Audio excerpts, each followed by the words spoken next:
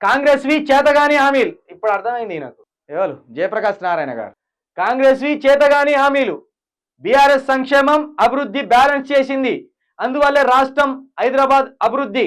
కాంగ్రెస్ అప్పులతో ఏం సంకేతం ఇస్తుంది, ఆ అప్పుల భారం ఎవరిపై పడుతుంది? రిటైర్డ్ ఐఏఎస్ జయప్రకాష్ నారాయణ 100% మళ్ళీ మన మీద ఎత్తారు.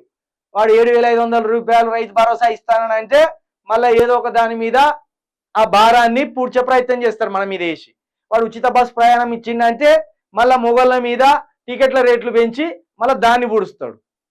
వాడు రైతు రుణమాఫీ చేస్తానమంటే మళ్ళీ ఇంకేదో దాని మీద భారం మోపి ఆగం చేస్తాడు.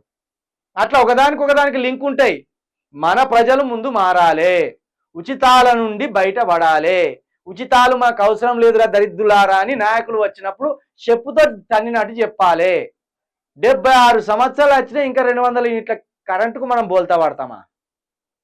76 సంవత్సరాల స్వతంత్రం తర్వాత రేషన్ కార్డులకు ఆశపడతామా? 76 సంవత్సరాల స్వతంత్రం తర్వాత ఉచిత బస్ ప్రయాణానికి అలవాటు పడతామా? అంటే మనం సోమరిపోతులు అని చెప్తలేరు. మహిళలకు ఉద్యోగాలు కదా కల్పించవలసింది, మహిళలు స్వయంగా సంపాదించుకునే శక్తిని కదా వాళ్ళకు ఇవ్వవలసింది. 200 యూనిట్ల కరెంటు బిల్లు కట్టే శక్తి, ఆర్థిక పరిస్థితిని కదా మనకు మెరుగుపరవాల్సింది. రైతులకు అప్పులు లేకుండా చూడవలసిన బాధ్యత కదా చూడవలసింది. ఇట్లా కాబట్టి కాంగ్రెస్ చేతగాని హామీలు ఇచ్చిందని జయప్రకాష్ నారాయణ గారు చెప్పడంలో ఎలాంటి అబద్ధం లేదు. 100% వాస్తవం. బీఆర్ఎస్ 100% ఇటు సంక్షేమం చేసింది, ఇటు అభివృద్ధి దిశగా కూడా అడుగులు వేసింది. కొన్ని లోపాలు అందులో ఉన్నాయి, కొంత వ్యర్థమైన పనులు కూడా చేసిండ్లు. డబుల్ బెడ్రూమ్లు కట్టిండ్లు, ఎక్కడిదక్కడనే ఆగం చేసి పడేసిండ్లు. అటువంటి దాంట్లో బీఆర్ఎస్ని క్షమించవలసిన అవసరం లేదు.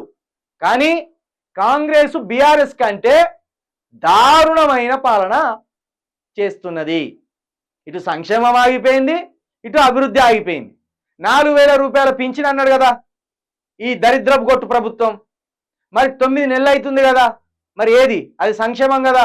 4,000 రూపాయలు అనడం అనేది సంక్షేమం. ఏది మరి సంక్షేమ పథకాలు ఏవి? 4,000 రూపాయలు రాలేదు, 9 నెలలకి ఇవ్వలేదు. మహిళలకు 2,500 రూపాయలు అన్నారు ఈ దరిద్రపు గొట్టు ప్రభుత్వమే. ఏమైంది మరి? అటు సంక్షేమాన్ని ఇటు అభివృద్ధిని బీఆర్ఎస్ పార్టీ నిజంగా సమపాలలో న్యాయం చేసింది. ఈ దరిద్రులకు సంక్షేమ పథకాలు ఇచ్చే తెలివి లేదు, ఇటు అభివృద్ధి చేసే తెలివి కూడా లేదు ఈ సన్యాసులకు. కాబట్టి ఇంకా రానున్న 4 సంవత్సరాలు కూడా ఇట్నే అధ్వానంగా ఉంటుంది. మీరు చూడండి ఇక.